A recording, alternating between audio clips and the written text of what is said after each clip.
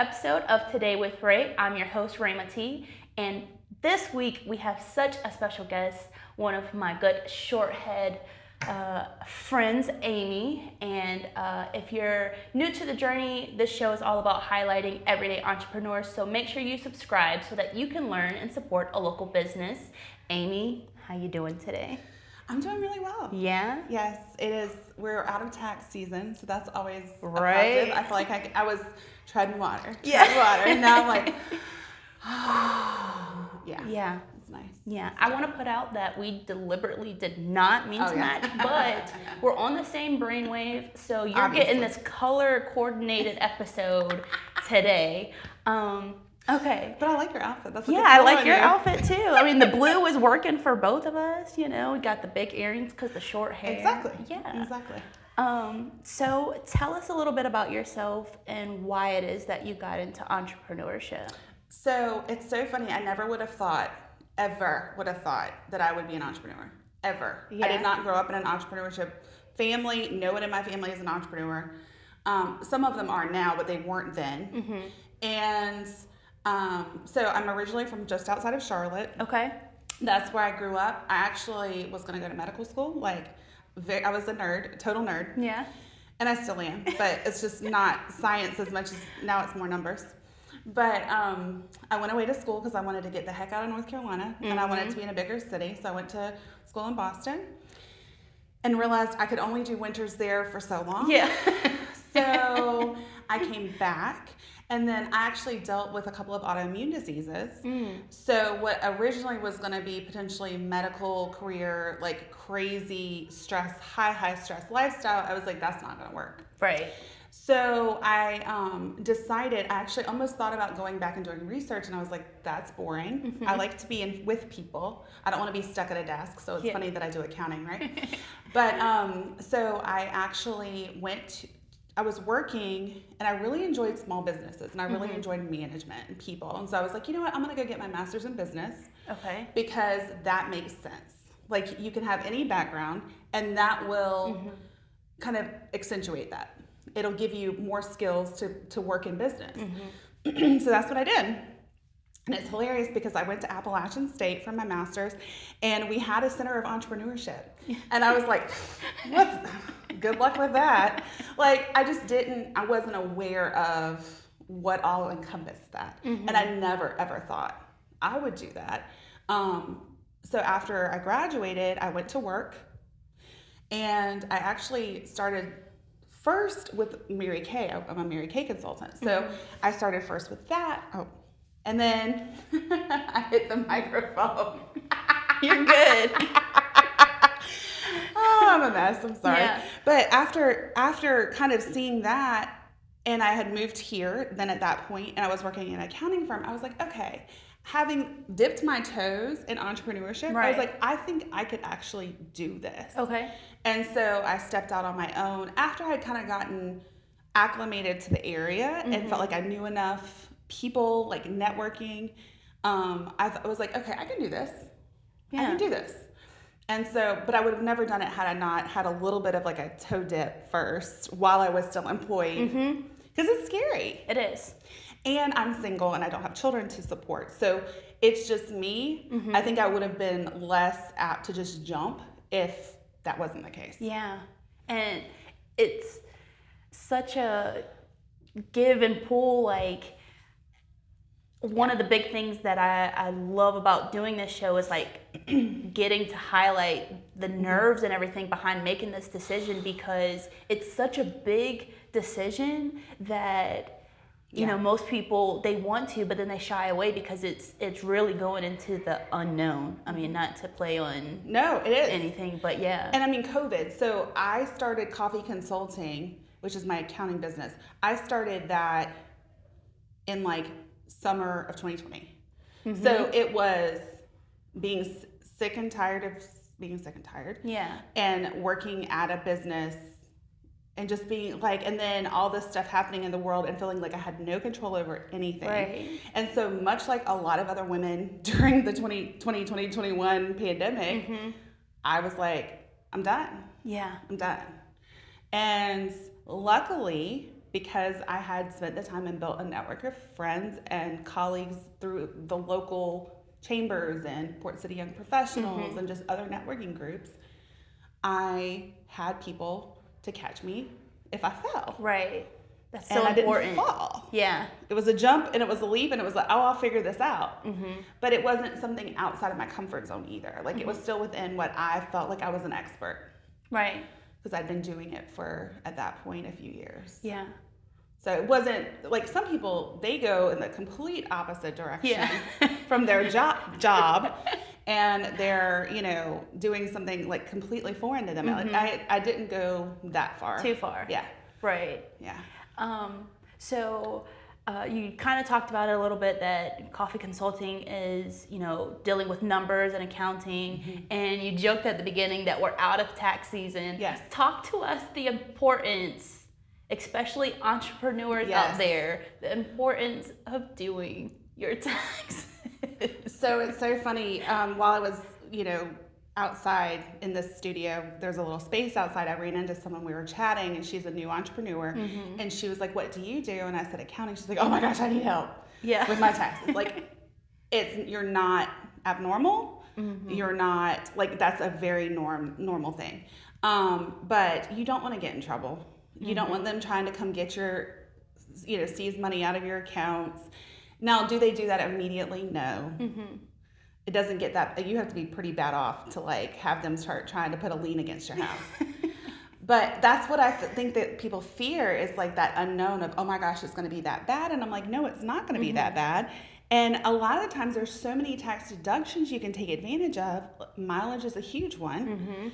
Depending on what you do. I mean, real estate agents and some of these people that are in business for themselves that are driving all over these counties, I'm like, that's a ton of mileage, and that's a huge tax deduction. And they just don't know what they don't know. And so what I try to do is make sure that whether you're going to be my tax client or not, I want you to kind of know what to expect and what to be tracking. Now, if you decide you want to go to someone else and have them file your taxes, that's fine. But there's certain things that you need to be keeping track of. And whether you actually total it up and see it as it happens or put it in an envelope and deal with it next year. Yeah. It's still important to know. Absolutely. What you can be saving. I mean, travel, if it's business related.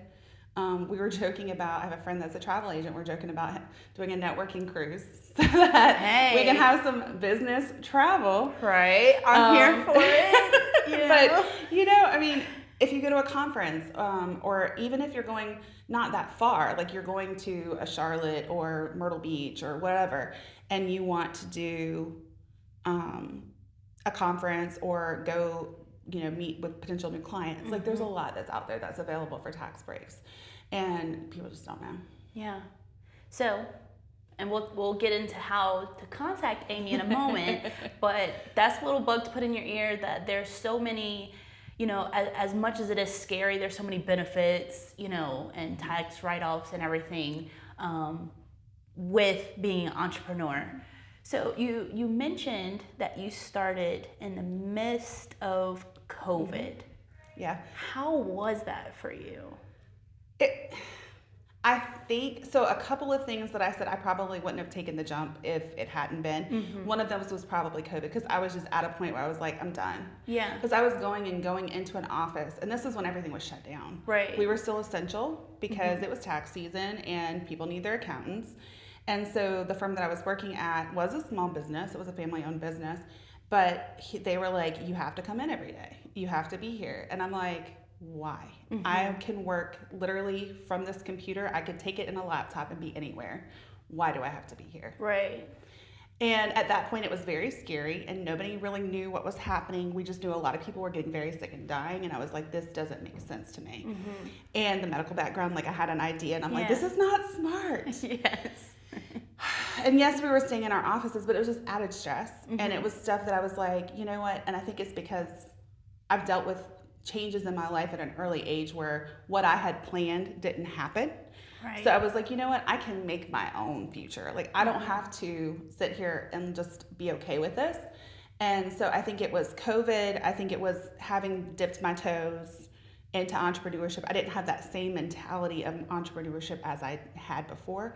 And I worked with a lot of small business owners. Right. So Right. I was helping, you know, a guy that had 5 employees that was doing, you know, concrete, or, you know, your HVAC business, or even like small little nonprofits and stuff. So like I was familiar with a lot of different people. I'm like, if they can do it, I can do it. Right. Right. You know, and they were successful at it. And then, you know, and I think so many times we're like, okay, it can be overwhelming, and it can, but if it's something that you're interested in and there's not a huge threshold, because sometimes there is big startup costs depending on what you wanted to do. Yeah. But for what I want to do, a lot of service-based is not. Interesting So to know. you don't have to have $10,000 or go get a loan or, you know, max out credit. You don't have to do that. Yeah. You know, so it really just depends on what you're wanting to do, and then figuring out a way to get into it. And it doesn't have to be a jump all in. It could be a side hustle. 2023 is the year of the side hustle. Did you know? I did not know that. Yeah. How did you get to know that? I plug in a lot to podcasts, and I read a lot of books on entrepreneurship, on building businesses, marketing, all of that. And so, that's what goes in my feed whenever I look up Apple News, because it follows me and it knows what I like. Okay. Yeah, 2023 is the year of the side hustle. Interesting. Previous to this, you mentioned how, like, when you stepped out, that you kind of already had your toe dipped in because you worked with a lot of entrepreneurs. Kind of tell us your experience or importance of networking and how that's relative, like, to being an entrepreneur. So going back to like how I used to think about entrepreneurs, I also used to think that the whole saying is not what you know, but who you know. Yeah. I was like, it is what you know. What you know matters. I was like, I hate that. Why? Right. And I'm naturally more of an introvert. And so I was like, hold on, stop. You're an introvert? Yeah. No. Yes, I swear I am. Like when I do these big networking events, I have to like go home and take a hot bath and like nobody talk to me. My phone goes on do not disturb. I get more energy from smaller groups than the huge. I mean, I'm not afraid. Like I'm not afraid to get up and public speak because I've been doing it for so long. But I'm not naturally. I get my energy from. I'm a homebody. What? Which is why I didn't want to go to the stupid office and deal with COVID. Oh my gosh. I didn't mean to cut you off. No. That's just, if you know Amie, if you've been to a networking event and Amie is there, you would have never guessed. I'm really interested in people. I love finding out about people and like hearing their stories and stuff like that, and helping. Me too. And helping. Yeah, right? And helping, which is why I was like immediately like, what do you need? Yeah. I can help you. And you do it too. You're naturally like a networker, right? And so, but I really didn't like to be around a whole lot of people. And so I was like, it's not who you know. That's silly. Yeah. And so, but after and going to your first networking event is terrifying. It is. Terrifying. No matter, and I would strongly suggest you can either rip the Band-Aid off and go somewhere you don't know anybody. Yeah. Or you can go with a friend. That's always a good. I've done both. Either way, it's practice. Like, do it more, you'll feel more comfortable. Yeah. And so now, when I do these events and I go to networking events, I at least usually will know a few people there, if not be helping run the thing. And so it's different. It's more comfortable for sure. But I will say, when you get to that point, you're like, oh, I'll just go talk to my friends. And then you stop networking. Yeah. Like it's a catch-up session. And I'm like, no, like I need to meet new people. That's true. That's the whole point of this, right? And so, but networking has been huge for sure. And what I had done was I had joined our local chamber. I'm in Brunswick County. So the Brunswick County Chamber with my Mary Kay business before I did this. So I had already started networking a little bit with the other local businesses, plus my clients. Of course, I already knew some of those. So that when I told them I was gone, like I didn't just quit my job, like I gave a notice. I had people that were like, oh my gosh, where are you going? What are you doing? Da, da, da. And I wasn't trying to steal business by any means, but if you have trust and a relationship with someone, I wasn't going to be like, well, I can't tell you what I'm doing. Yeah. You're going to find out. So yeah, but really just not being afraid and getting over it. It's called the what is it? The no trust like model, where when people go, the more you go out, the more people know you, the more you talk to them, the more that they can see that they like you, and then they trust you to start doing business with you. And Yes. I bet and believe 100%. that is 100%. exactly what happened. Especially in for the you. kind of business that I'm in. Like, I know people's bank account numbers. Yeah. Like, I know their They trust you a socials. lot. I don't know them, but you know what I mean? Like, I have access to that stuff. Right. So you have to trust. And a lot of somebody asked me recently if I had really seen a big payoff from one of my networking groups. And I'm like, probably if I traced it back, yes. But it wasn't immediate. Yeah. I had to like keep showing up and keep talking to people. And like, I'm not saying don't ignore people that you've met before. Definitely go talk to those people. But you'll vibe with people. You'll find people that are in a similar industry. Sometimes you'll find competitors that you just hit it off with. Yeah. And I can't tell you how many times I've run into somebody who's like, yeah, I do accounting, but I don't do this. Or for me, I don't really do payroll. I can help you get it set up. I can give you a provider, but I don't want to run your payroll. Right? So I know people that will do that. So I can pass them along, or things that are really close to what I do. So like tax planning I help with, but like, what about investing? Right. I know enough, like as far as the tax benefits of it, but I don't get into all of that. I'm not licensed for that. So I have people that I refer people to. And so, yeah, the trust factor is huge. You never know who you need to be talking to, because it may not be your customer. It may be someone who can help a customer. Exactly. And that's huge. That's huge. Yeah. Because I have people ask me all the time, and I gotta know them and trust them. So I need to keep showing up. Exactly. Same thing. Exactly. And then, a lot of the times people that do want to refer, which is most networking groups, that's what we like to do. We like to connect people. We like to solve their problems. I feel like you're going to have, I think, when I refer for somebody, like they need insurance, I don't just have one insurance person. Right. Because I know not everybody's going to hit it off with that insurance person and know, trust, like all the things that we just talked about, that insurance person. Or they may have a unique need that person can't meet. So I like to have 2 or 3. Absolutely. So even if you're going, there are these exclusive networking groups, which I think are silly, but because of that right there. Yeah. I'm gonna sell myself. Right.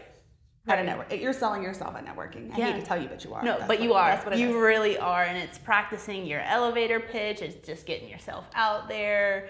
And no, everybody's been there. Yeah. Like, if you completely mess up what you're trying to say and you stumble over your words and then you start laughing at yourself, we're going to laugh with you, not at you, with you. Yeah. Or just, be like, okay, I don't quite understand what you do. Because sometimes that happens, right? Like, you're in a unique industry, or you have a new product or whatever. And I'm like, okay, well, what about, like, people are going to ask questions because they're interested. Okay, tell me more about that. Yeah. How did you get into making soap? Or how did you get, whatever it is. So, yeah, it's interesting. It's funny, at one of the events that we both go to, Port City Young Professionals, there was a new person there, and you can tell that he was like extremely nervous. It was his first time. He's new to his business. So like, I was just like, hey, I recognize that you're new. Hey, you enjoying yourself? He was like, hey, I'm such and such with this such and such business, and we do this. And I was just like, okay, great. But how are you? Like, you seem extremely nervous right now. Do you need like a networking buddy? Do you want me to just stand here with you? So we've all been there. And the more you go, the more you realize like it's okay. And the more you start realizing that, especially where we are, Wilmington is so big but so small. So you'll start seeing these same people and you're like, oh, okay, you were there last time. It's just like, okay. Familiar face. Familiar face. I'm going to stand here next to you until I feel comfortable talking to somebody else. Put me under your wing, please. Right. Attached at the hip. Yeah. But it's so true. It's so true. And honestly, I think too, the more involved you get. Yeah. The more, Absolutely. because then people take you more seriously. Mm-hmm. You're not just I'm here to party and have a few drinks. Because there are people that do that. Yeah. Let's be real. Yeah. They don't want to go home for whatever reason. They just want to have a party. That's fine. That's a whole different story. That's fine. But I'm here to, to sell myself essentially in what I do. And I just I quickly volunteered, maybe not even with nonprofits, but within the groups that I was a part of. So with the chamber, I quickly became an ambassador for them because then I'm like, okay, this will hold me accountable to show up. Absolutely. And it gives you a title. So people automatically think you know what you're talking about. So it builds something there. Yeah. And then also because I do like connecting people, with the group that we were talking about, I like the fact that, as I identify as an ambassador, they're like, oh, okay, you might know people. Yes, I do know people. Come find me first because I can at least help guide you, sort of give you somebody to talk to. Right.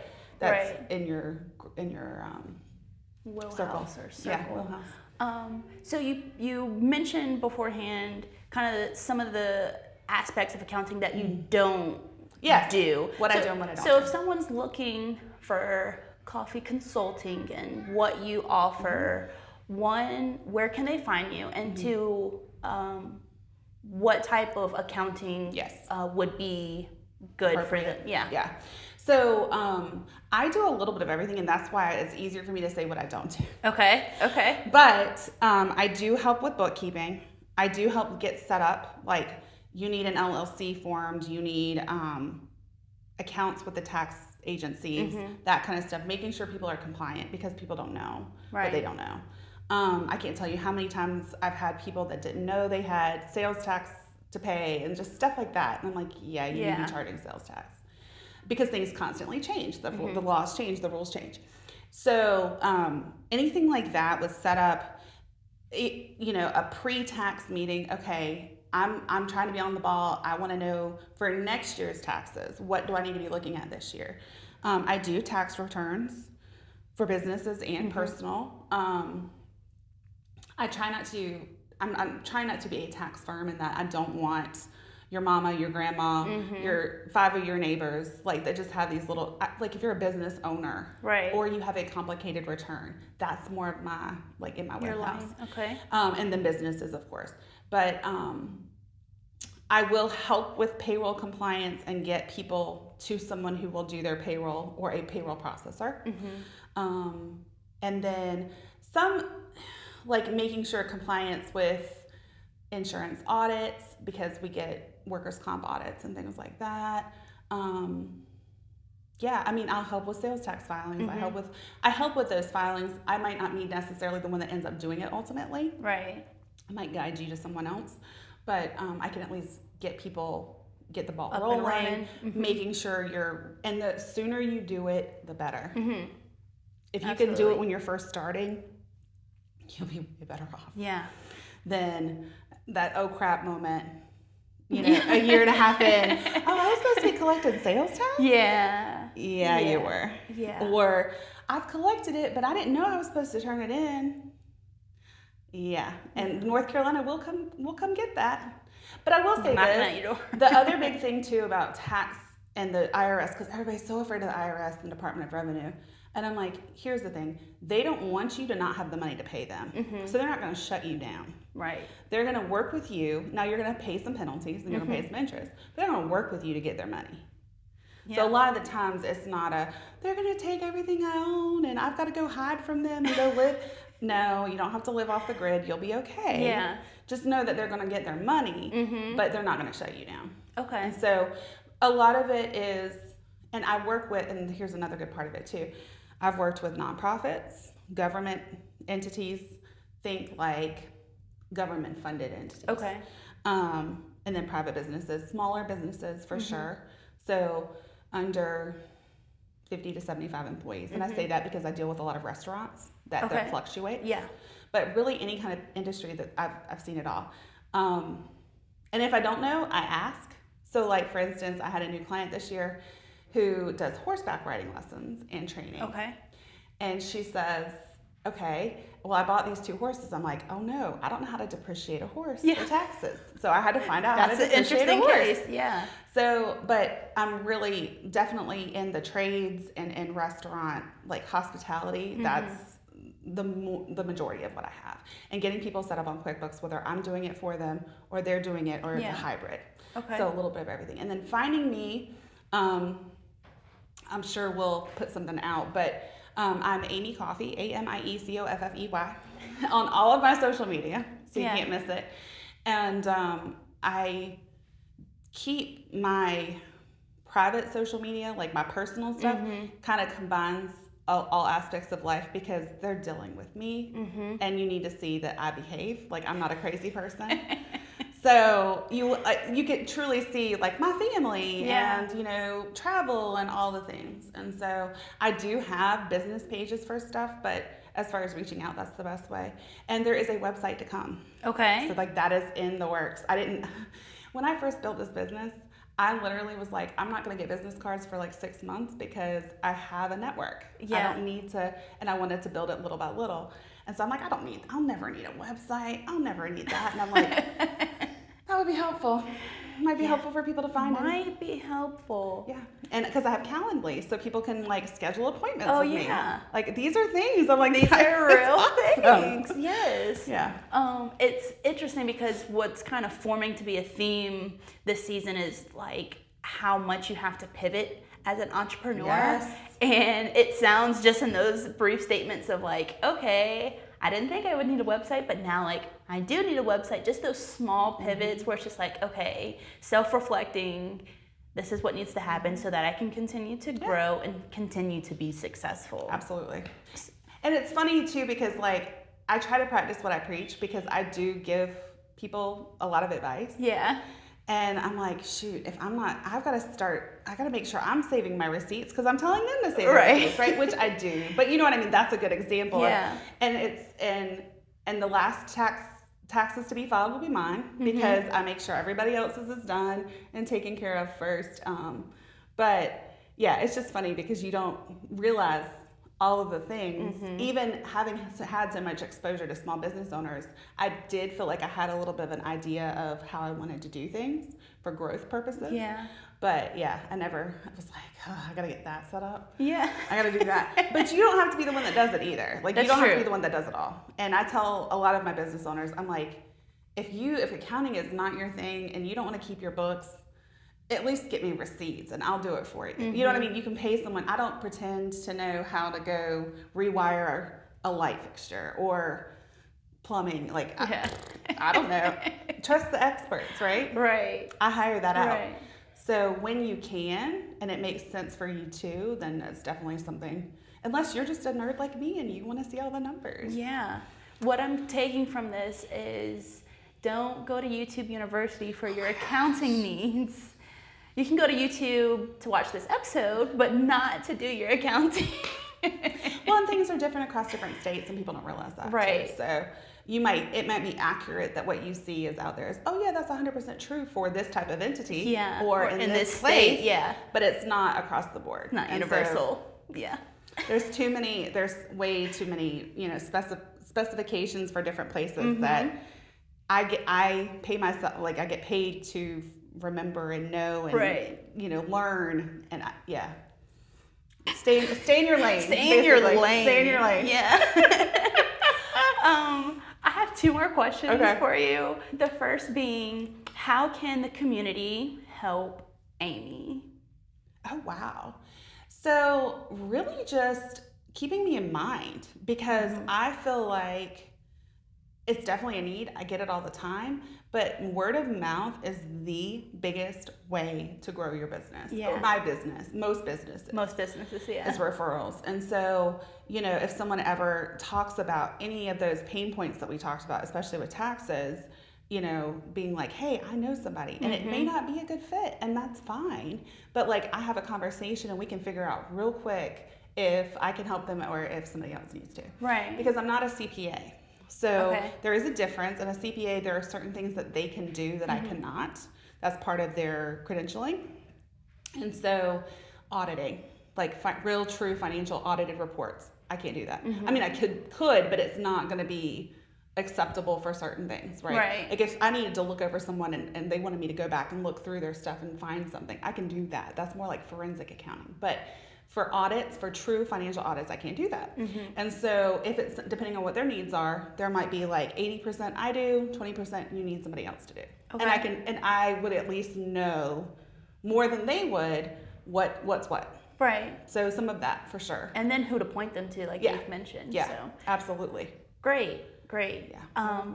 And then my last question. Oh gosh. No, it's not bad. It's not bad. My last question is, what advice would you give to someone who would want to become an entrepreneur? I would say be a sponge. That's good. Soak that's good right there. Info from anywhere you can get it, whether it's podcasts that are just general business and entrepreneurship, or just keeping your head straight, because sometimes it's mindset, right? Yeah. Like you have to be committed to something if you're going to be an entrepreneur. I mean, do I feel like it today? Absolutely not. But am I representing my business and do I have to show up? Yes. You know, but being a sponge and really just gleaning as much as you can from everybody that you come into contact with that is doing what you want to do or supporting someone in that capacity. So, that is good. Yeah, it's not necessarily accounting related, but it is. Yeah, no, that's good. And be a lifelong learner. Like I still learn stuff all the time. You know, I seek out books and, like I said, I love podcasts because I want to know more. You never will know, and you won't ever know everything. That's right. As much as my 5-year-old niece, she's like, "Why can't I just know everything?" And I'm like, "Baby, it doesn't work out that way." I mean, me too. Right. The Magic School Bus TV show will show you a lot, but it's not going to tell you everything. Yeah. So yeah, no, absolutely. That was great advice. Be a sponge. I like that, and I think that's across the board. No matter what entity or sector that you're in, there's always learning that can be done. Even when you're stuck in the position that you're at a job. Yeah. If you really, really badly want to do entrepreneurship and it's just not working out for you right now, be a sponge in that place. Right. You know, and soak up what you need to know for when you can take that step. So you just never know. Yeah. That was for y'all.